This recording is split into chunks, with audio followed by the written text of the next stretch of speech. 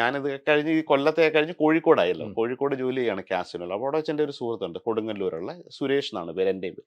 ഞങ്ങൾ രണ്ടുപേരും വെയിറ്ററും ഇതൊക്കെ ആയിട്ട് ഭയങ്കരമായിട്ട് എൻ്റെ ഏറ്റവും ബെസ്റ്റ് ഫ്രണ്ടാണ്. ഞങ്ങൾ കോഴിക്കോട് ഈ ബിരിയാണി ഇതൊക്കെ കഴിച്ച് സിനിമയൊക്കെ കണ്ട് വർക്കൊക്കെ ചെയ്തിട്ട് ഞാൻ ബാംഗ്ലൂരിലേക്ക് എനിക്ക് ജോലി കിട്ടിപ്പോയി. അത് കഴിഞ്ഞ് ഞാൻ ഇദ്ദേഹത്തെ ബാംഗ്ലൂരിൽ വിളിച്ചു. അങ്ങനെ അവൻ അവിടെ വന്നു. ഞങ്ങൾ ഒരുമിച്ച് അവിടെ ഒരു 5 വർഷം ജോലി ചെയ്തു. അപ്പോൾ അവൻ്റെ കല്യാണമൊക്കെ കഴിഞ്ഞു. അത് കൊടുങ്ങല്ലൂരാണ്. കല്യാണം കഴിഞ്ഞിട്ട് നല്ല അടിപൊളി, പുള്ളി വെയിറ്ററാണ്, ഞാൻ ഷെഫും. അപ്പം ഞങ്ങൾ രണ്ടും കൂടെ വർക്ക് ചെയ്തിട്ട് ഇദ്ദേഹം കല്യാണമൊക്കെ കഴിഞ്ഞിട്ട് തിരിച്ച് ഗൾഫിലൊക്കെ പോയി. പിന്നെ ഞാൻ അവിടുന്ന് ലണ്ടനിലേക്കും പോയി. ലണ്ടനിലേക്ക് പോയിട്ട് ഞാൻ പിന്നെ പുള്ളിയെ ഞാൻ തിരയുന്നു, പുള്ളി എന്നെയും തിരയുന്നുണ്ടായിരുന്നു. നമ്മളത് അറിയുന്നില്ല. രണ്ടുപേരും ലണ്ടനിലെത്തി? അല്ല, അദ്ദേഹം വേറെ എവിടെയും പോയി, ഞാൻ ലണ്ടനിലാണല്ലോ. അപ്പൊ ഞാൻ 15 വർഷത്തിന് ലണ്ടനിലായി. ഞാൻ പിന്നെ ഇദ്ദേഹത്തെ കണ്ടിട്ടില്ല. നമ്മളിങ്ങനെ ഇങ്ങനെ തേടി ഇരിക്കുകയാണ്. അങ്ങനെ ഒരു ദിവസം വീണ്ടും കഴിഞ്ഞ വർഷം ലണ്ടനിലേക്ക് പോകുമായിരുന്നു. ലണ്ടനിൽ പോയിരുന്നപ്പോൾ എൻ്റെ ഒരു ഫേസ്ബുക്കിനകത്തൊരു എൻ്റെ പഴയ ഒരു പടം, ഏതോ ഒരു ചിത്രം, ഈ കോഴിക്കോട് സമയത്ത് ഞാൻ ആ ഫോട്ടോ കണ്ട് ഒരാൾ കമന്റ് ഇട്ടേക്കുവാണ്. അപ്പൊ അതിന്റെ അടിയിൽ നോക്കുമ്പോൾ ഞാൻ ചോദിച്ചു, ഇത് എൻ്റെ ഈ ചിത്രം എങ്ങനെ കിട്ടി? ഏതോ ഒരാൾ ഇങ്ങനെ കമന്റ് ഇട്ടേക്കുവാണ്, ചേട്ടൻ്റെ പഴയ. അപ്പൊ ഞാൻ ചോദിച്ചു, നിങ്ങൾക്ക് എങ്ങനെ കിട്ടി ഈ ഫോട്ടോ? അത് നിങ്ങളുടെ ഒരു സുഹൃത്തുണ്ട് എനിക്ക് തന്നതാണ്, അയാൾ നിങ്ങളുടെ ഫ്രണ്ടാണെന്ന് പറഞ്ഞിട്ട് ഞങ്ങളാരും വിശ്വസിച്ചിട്ടില്ല. ഞാൻ പറയാം നമ്പർ തരാൻ പറഞ്ഞിട്ട് വിളിച്ചു നോക്കുമ്പോൾ ഇദ്ദേഹം കടലിൽ പണിയെടുക്കുകയാണ്. 15 വർഷമായിട്ട് ഏറ്റവും ബെസ്റ്റ് വെയിറ്ററായ ഇദ്ദേഹം കൊടുങ്ങല്ലൂർ അവിടുത്തെ മുനമ്പം ഹാർബറിൽ മീൻ പിടിച്ചുകൊണ്ടിരിക്കുകയാണ്. ഇവിടെ അങ്ങനായി ഞാൻ അവിടെ നിന്ന് ലണ്ടനിൽ നിന്ന് ഇവൻ്റെ ഫോൺ നമ്പർ കിട്ടി, കുറേ തെറി പറഞ്ഞു. അങ്ങനെ അവനും സംസാരിക്കാൻ പറ്റാതായി. ഞാൻ അപ്പോൾ ലണ്ടനിൽ ഇരുന്നിട്ട് തന്നെ ഞാൻ പറഞ്ഞ ഒരു കാര്യം ചെയ്ത്, നീ ഇവിടെ കൊച്ചിയിൽ വാ, നമ്മുടെ റെസ്റ്റോറൻറ്റിൽ വന്ന് ഭക്ഷണം കഴിക്കാൻ. അപ്പോൾ എൻ്റെ കഥകളെല്ലാം പറഞ്ഞു. അതിങ്ങനെ അച്ഛൻ മരിച്ചു, അത് കഴിഞ്ഞിട്ട് കുറച്ച് സാമ്പത്തിക പ്രശ്നമായി, അങ്ങനെ കുട്ടികളൊക്കെ ആയി. അങ്ങനെ നാട്ടിൽ നിന്ന് അങ്ങ് പിന്നെ ഈ ഇൻഡസ്ട്രിയെ വിട്ടു. ഇപ്പം മീൻ പിടിക്കാൻ പോയി. അങ്ങനെ 10 വർഷമായിട്ട് മീൻ പിടിച്ചുകൊണ്ടിരിക്കുകയാണ് ഡെയിലി. ഞാനപ്പോൾ പറഞ്ഞു, ഈ ഒരു കാര്യം നിനക്ക് തിരിച്ചു വരാം. അപ്പം പറയടാ, ഇനി എങ്ങനെ ഞാൻ വരും, എൻ്റെ ടച്ചൊക്കെ പോയി കാണാൻ കുഞ്ചൊക്കെ പോകാനാണെങ്കിൽ ഇരിക്കാനാണ്. ഞാൻ ഫോട്ടോ കാണിച്ചാൽ. അപ്പോൾ ഈ പുള്ളി ഇവിടെ ഫാമിലി ആയിട്ട് ഞാനന്നേരം ഇവരുടെ അടുത്ത് പറഞ്ഞ്, അന്നത്തെ ചെറിയ റെസ്റ്റോറൻറ്റ് മാറി ഇതൊക്കെ ഒരു 5 സ്റ്റാർ ലെവലൊക്കെ ആയല്ലോ. അപ്പോൾ ഞാൻ പറഞ്ഞു, ഒരു കാര്യം, നീ ഫാമിലി ആയിട്ട് വാ, നമ്മുടെ റെസ്റ്റോറൻറ്റിൽ നിന്ന് ഭക്ഷണം കഴിക്കുക, എന്നിട്ട് നീ ഒന്ന് കണ്ടു നോക്ക്, നിനക്കിനി ജോലി ചെയ്യാൻ പറ്റും നീ പറ.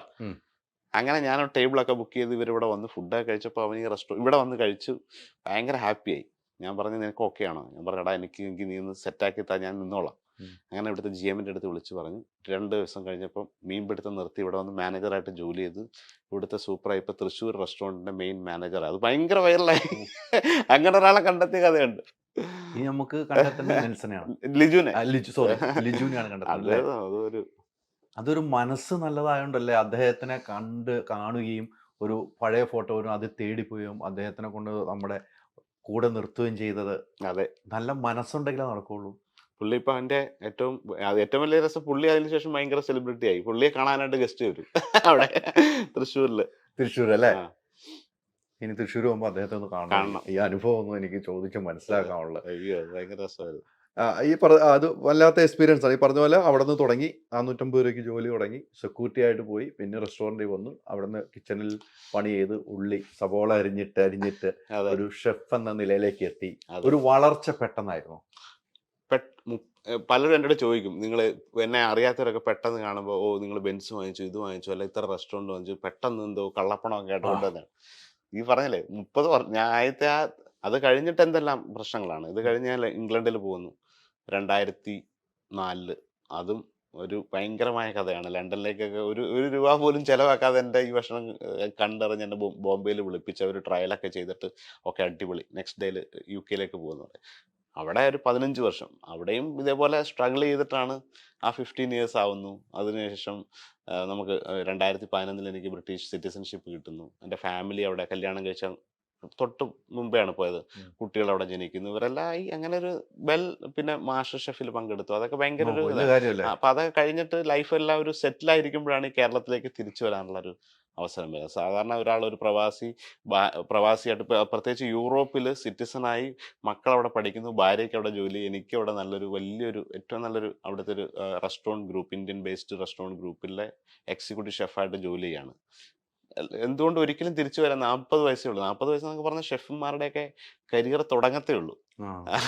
ബാക്കിയുള്ള ഇൻഡസ്ട്രി പോലല്ല. ഈ ഡോക്ടേഴ്സിനാണ് എക്സ്പീരിയൻസ് കൂടുന്നതനുസരിച്ചിട്ട് ആ ഒരു 30-40 ഇയേഴ്സ് ഒക്കെ ആകുമ്പോഴാണ് അവരുടെ ഏറ്റവും പ്രൈം വരുന്നത്. ആ ഒരു സമയത്താണ് ഞാൻ അതെല്ലാം മാറ്റിയിട്ട് നാട്ടിലേക്ക് വരുന്നത്.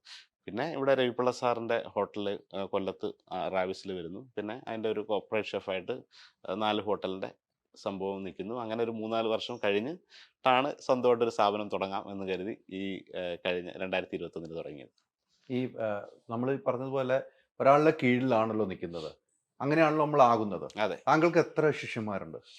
ഒരു ശിഷ്യന്മാരെന്ന് പറഞ്ഞാൽ ഒരുപാട് പേരുണ്ട്. ഉണ്ടല്ലേ? ഒത്തിരി. അന്ന് തൊട്ടേ. അന്ന് എൻ്റെ കൂടെ ഈ ലീലയിലൊക്കെ വരുന്ന ട്രെയിനികളൊക്കെയാണ് ഇപ്പം എൻ്റെ കൂടെ ഇപ്പം എക്സിക്യൂട്ടീവ് ഷെഫായിട്ട് എൻ്റെ കൂടെ തന്നെ ജോലി. അത്രയോ ആൾക്കാർ എന്നെ ഇപ്പം കാണും. ഈ 30 ഇയേഴ്സ് കരിയർ ആകുമ്പം നമുക്ക് ഓട്ടോമാറ്റിക്കലി ഈ ഒരു ജൂനിയർ ലെവലിൽ നിന്ന് വരുമ്പം കണ്ടിന്യൂസ് ആയിട്ട് ഈ 30 വർഷവും ഞാൻ ജോലി ചെയ്യായിരുന്നു. ഒരിക്കൽ പോലും ഏതെങ്കിലും ഒരു ഹോളിഡേക്ക് ഇംഗ്ലണ്ടിൽ നിന്ന് വീട്ടിൽ വരുമ്പോൾ മാത്രമായിരിക്കും ഞാൻ റെസ്റ്റോറൻറ്റിലോ അല്ലെങ്കിൽ ജോലി ചെയ്തത്.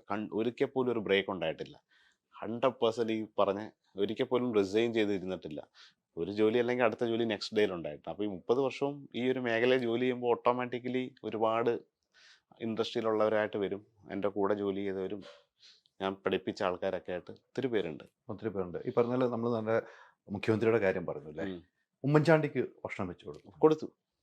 അവസാനം കൊടുത്തു. എനിക്ക് ഭയങ്കര സങ്കടമായത് അവസാനം ഈ രവിപിള്ള സാറിൻ്റെ മകൻ്റെ വെഡ്ഡിങ്ങിനായിരുന്നു. അന്ന് ഭക്ഷണം അന്നത്തെ വളരെ കുറച്ചാണ്. ചാണ്ടി ഉമ്മൻ സാറുമായിട്ട് ഇവർ രണ്ടുപേരുടെ വന്നു. അവർക്ക് അന്ന് പിണറായി സാർ എല്ലാവരും ഉണ്ട്. അവർക്ക് വേണ്ടിയിട്ടൊരു പ്രത്യേക ഒരു റെസ്റ്റോറൻ്റ് ആയിരുന്നു ഞങ്ങൾ ഉണ്ടാക്കിയത്.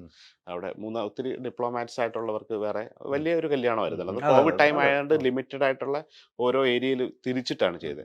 അപ്പം ഇങ്ങനെയുള്ള നമ്മൾ റെസ്റ്റോറൻറ്റേ ക്രിയേറ്റ് ചെയ്തു കല്യാണം. അപ്പോൾ അതിനകത്ത് ഉമ്മൻചാണ്ടി സാർ ഉണ്ടായിരുന്നു, ചാണ്ടി ഉമ്മൻ സാറ്, പിന്നെ പിണറായി സാറ്, അങ്ങനെ കുറേ പേര്.